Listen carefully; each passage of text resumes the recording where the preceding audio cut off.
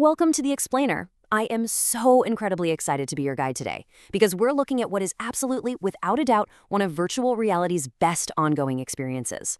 We're talking about Walkabout Mini Golf. And specifically, we're celebrating a massive milestone for any live service VR game, the release of their 40th course, Blokhaven. Honestly, 40 courses is just a staggering achievement for an independent studio. So today, we're going to unpack exactly what makes this franchise so enduringly excellent and how this charming new course, which is built entirely from discarded toys in a dockside island town, proves that the studio's magical formula is just as strong as ever. Here is our roadmap for this explainer. 1. Welcome to Blokhaven. 2. The Walkabout formula. 3. 40 courses deep. And 4. The ultimate gateway game. Let's get into it.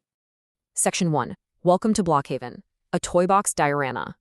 Stepping into Blokhaven is, well, it's a completely sensory experience. This being Walkabout's 40th course, the developers over at Mighty Coconut went all out, building a bustling dockside town entirely out of shipwrecked toys. When you look around, you're not just seeing generic flat colors, you're seeing these really subtle wood grain textures and beautifully painted miniatures. But what really sets this one apart is the movement. It is hands down the most animated course they've ever made. You've got wind-driven flags, rotating mechanical gears, moving block characters that are actually watering block flowers, and these stunning dynamic water physics. The whole place just feels incredibly functional and alive. Now, the architectural inspiration behind all these toys is super fascinating. Lead designer Hitting championed the use of the early 20th century Bauhaus design movement for this course. And Bauhaus is all about minimalism, right? The idea that form has to follow function. So by stripping away dense organic foliage like, heavy ivy and leaves and replacing it with bold, highly saturated primary colors and basic geometric shapes like blocks, cubes, and arches, the team didn't just create a striking look. They actually drastically reduced the rendering bottlenecks for VR headsets. And that's exactly how they freed up the processing power to include all of those incredible town animations we were just talking about. Brilliant, right? And of course, it just wouldn't be a Walkabout course without the treasure hunts. The game utilizes their famous two-tier exploration mechanics. On the easy mode version of the course, players can search for 18 hidden lost balls. And the community has already noted that the ones in Blokhaven are incredibly beginner-friendly. They're tucked behind little planters or sitting next to ice cream stands right in plain sight. But when you switch over to hard mode, things get a bit more narrative. You embark on a fox hunt, which here in Blokhaven is framed as a mock civics test administered by the town's leader, Mayor Pete.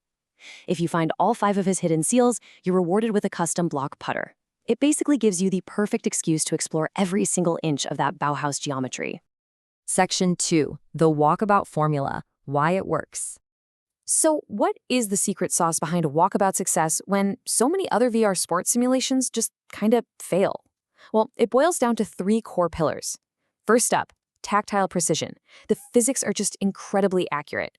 When you hit the ball, it behaves exactly like a real golf ball would. Second is social casualness. It's a remarkably low-pressure environment designed for simply hanging out with friends, talking, and enjoying the atmosphere. And third, as we just saw with Blokhaven, rewarding exploration. You aren't just playing a round of golf, you are exploring these vast, beautifully themed worlds.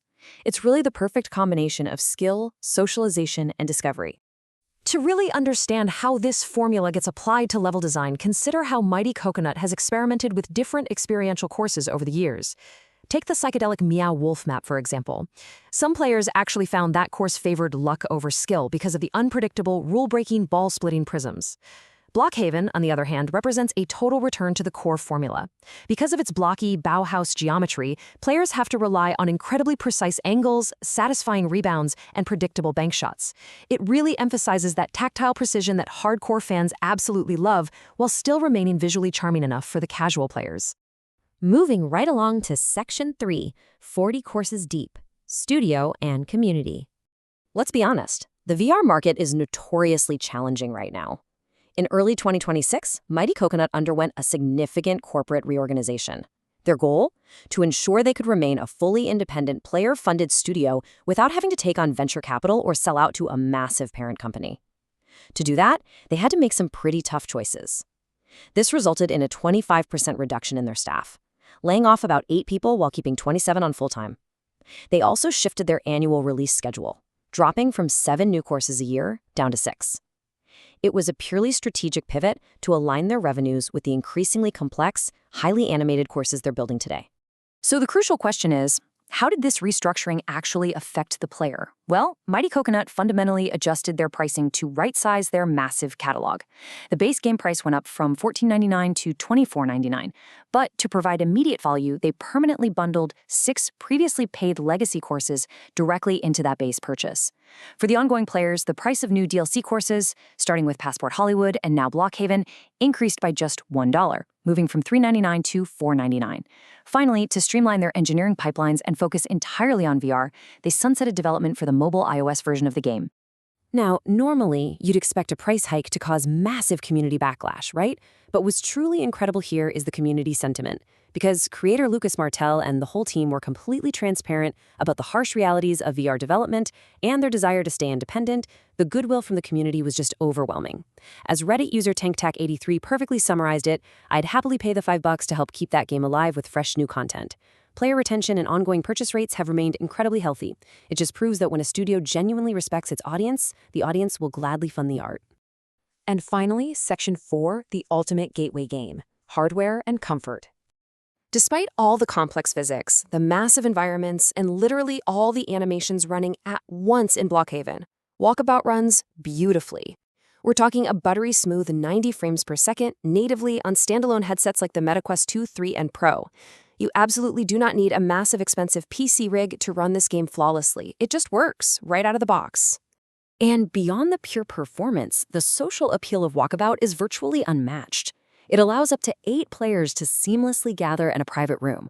And the best part? It has total crossplay. Whether your friends are on a MetaQuest, a PlayStation VR 2, Steam, or a Pico headset, you can all stand on the exact same virtual green, waving your putters and catching up. Plus, only one person even needs to own the DLC course for the whole group to play it together via a guest pass. It quite literally removes every barrier to playing together.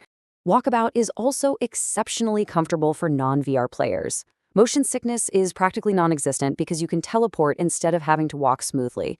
And just look at these specific accessibility features. Lock ball instantly aligns you perfectly for a shot. Auto teleport moves you to your next ball automatically so you don't even have to think about it. Grip to putt requires you to hold a trigger to activate the putter head, which completely saves players who might have shaky hands from accidentally tapping the ball. And you can play the entire game from a seated position. It is radically accessible. So, what is the big takeaway from all of this?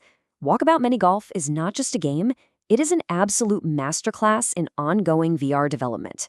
By surviving industry turbulence with smart, transparent business pivots and continuously delivering highly optimized, incredibly beautiful environments like the charming toy diorama of Blokhaven, Mighty Coconut has more than proven themselves.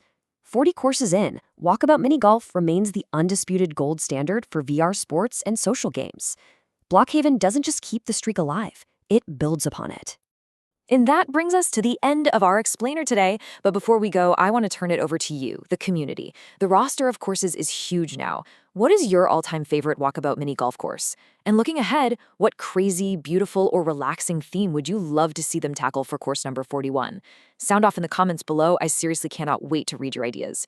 Thank you so much for joining me to explore this incredible milestone. And until next time, happy putting!